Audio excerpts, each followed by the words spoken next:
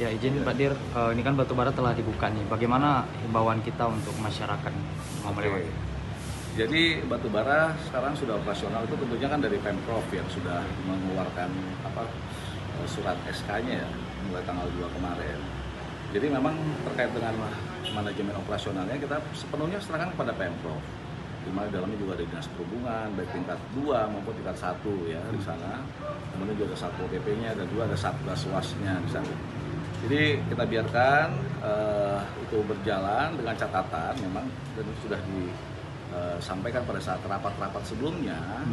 Tentunya perusahaan-perusahaan tambang ini yang di bawah naungan PPTB itu harusnya harus mematuhi kuota karena kuota sudah dibagi itu secara keseluruhan tidak lebih dari 2.500 angkutan yang sudah terbagi menjadi 3 wilayah termasuk yang keluar ke arah Sumatera Barat, ke arah Semen Padang ya. Nah jadi kuotanya harus dipatuhi di mana setiap wilayah berbeda-beda.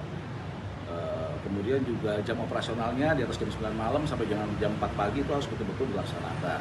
Kemudian sistem keluar daripada mulut tambang juga tidak langsung keluar secara serentak beriringan begitu ya, tapi harus dibatasi per 5 menit keluarnya supaya masyarakat pemakai jalan lainnya juga mereka masih ada space yang aman untuk dia mendahului seperti itu.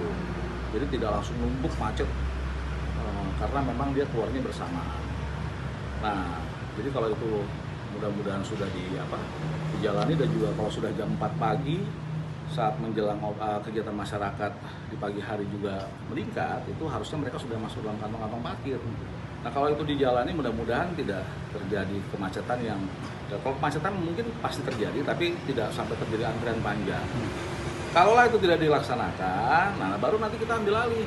Kalau masih terjadi kemacetan sampai lebih daripada 2 km, ya itu terpaksa kita ambil alih.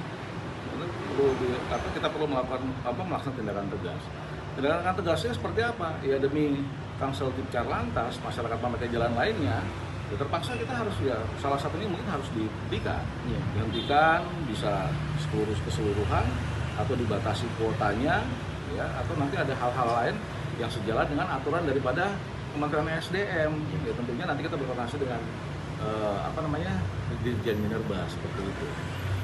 Jadi ya sekarang biarkan berjalan, yang jelas ya itu harus dipatuhi dan jam operasional harus betul-betul ditaati seperti itu.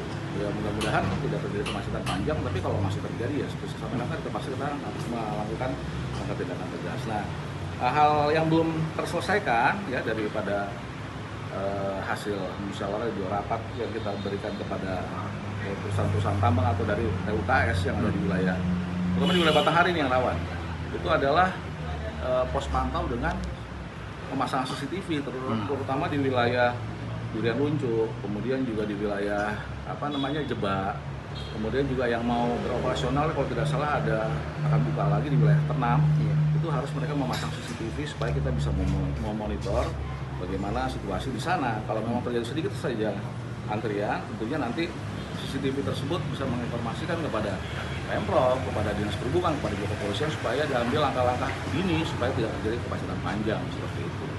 Pak Dir, terkait dengan mungkin ada yang tidak mengikuti peraturan itu, apakah peraturan sanksi yang berlaku yang lama atau mungkin akan dibahas bersama Pemprov nanti ya Pak Dir? Kalau sanksi kita pasti tetap harus yang lama. Kalau sudah terjadi kemacetan panjang, kemudian juga sudah banyak komplain dari masyarakat, kita harus mengambil tindakan. Kalau tindakan tegas itu kan memang sudah ada aturannya. Diskresi kepolisian salah satunya itu sudah ada jelas dasar hukumnya. Jadi kita sudah warning dari jauh-jauh hari itu harus laksanakan. Kalau tidak itu terpaksa kita harus laksanakan. Seperti itu.